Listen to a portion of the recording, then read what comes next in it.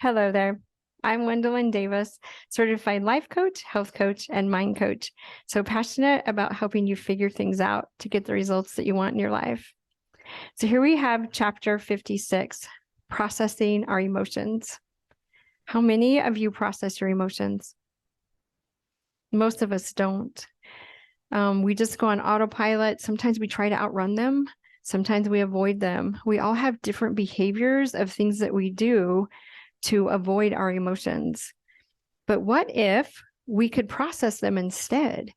And really, that helps us get to the other side. And we work through that emotion, and then we can go on with our day. And the more we do this, the more awareness we have.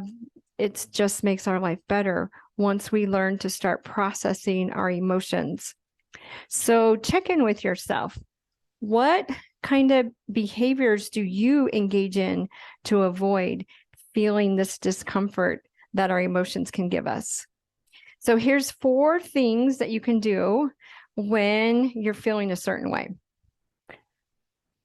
Number 1, you could resist it. And actually, we spend a lot of time resisting it. Why? Because of fear, because we're afraid of something. So a perfect time to check in. What am I afraid of? What is the worst thing that will happen if I feel this? It's just asking these questions. Why is this a problem? What am I making this mean? Okay, because we know that resisting doesn't work, right? It just builds up. That which we resist persists. It's not going to go away, right? So let's X out number 1. Number 2, we react to it and act out. That's just kind of automatic, right? We're not stopping to think.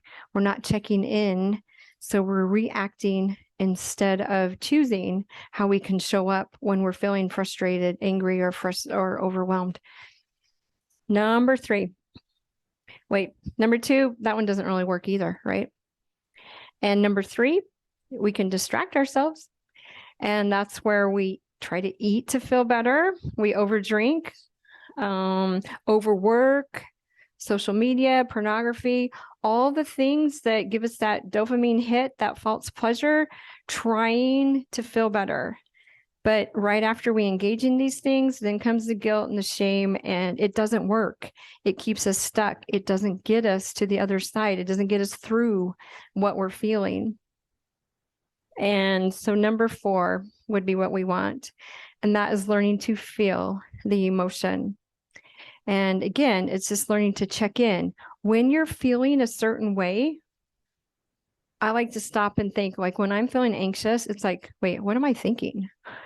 And then I can find my answer to why I'm feeling anxious. And then that's when I question my thoughts. Wait, why are you making this a problem? What are you making this mean? What if this isn't true? Why? Okay, but here's some more suggestions. Hold space for any emotion without judgment. So it's just kind of stepping outside of yourself and looking at yourself without that stick where you're beating yourself up. Look at yourself. Oh, I'm feeling this way again. And that's okay. And what can I do to help you, self? Instead of, wait, I can't believe you're doing this again. You always screw up. Okay. It doesn't serve. Just be curious about yourself and hold that space. Another one is to allow the emotion. Like I said, when I have the anxiety, I'm allowing it. I'm breathing. I'm checking in with my thoughts. I'm staying present. Anxiety a lot of time comes from fear. There's something in the future that I'm worried about or something like that. So it's bringing the mind to the present of, wait, what do I know right now? What can I do about this today? And then journal. Journal is very powerful, especially with anger, frustration, when we're mad, when we have something we wish we could say.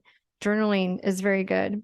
And that letter to yourself, so powerful, because that would tie in with this holding space for yourself.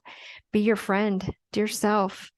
I know you're going through a hard time. I know you're angry. I know you're this, but hey, what if it's okay? What if you're going to make it? Just be your cheerleader. And check in with your thoughts. Journaling helps that because you can see what you're telling yourself. And then feel it in your body. Where does that feel? Does it bring tension in your shoulders, in your neck? Does it give you the butterflies in your stomach? Just notice where it is in your body. And a lot of times that's where the breathing helps to kind of to move it on through your body. And then sometimes it helps to go for a walk, read a book. There's a thing called tapping, which is emotional freedom technique. That's very helpful. Music, exercise kind of gets the angst out. Call a friend. There's many things that you can do to process your emotions. So just take time for it, my friends. And none of these have to take a long time. And that's where we think, oh, I don't have time to do this. But what if you do? What if you did create time for this? Because I know, like, sometimes when I'm doing that, when I'm feeling that anxiety in me, I go sit outside in the sun, do some deep breathing, check in with my thoughts. I can do that in 5 minutes. The old me would have been looking for things outside of me to control, to feel better, so that my anxiety would go away. And that didn't work. It was like I was chasing it. I was just piling on all these things to do. I was avoiding the anxiety, which I created more overwhelm. It's just an endless cycle. So learning to process emotions and feel them and be curious and aware helps us to work through them. And when we work through them, we get to the other side and the view's so much better. And we're stronger and we're better. So I hope this helps you to process your emotions.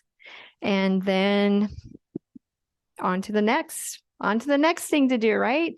Yeah, one step at a time, getting better each day. You got this. Bye.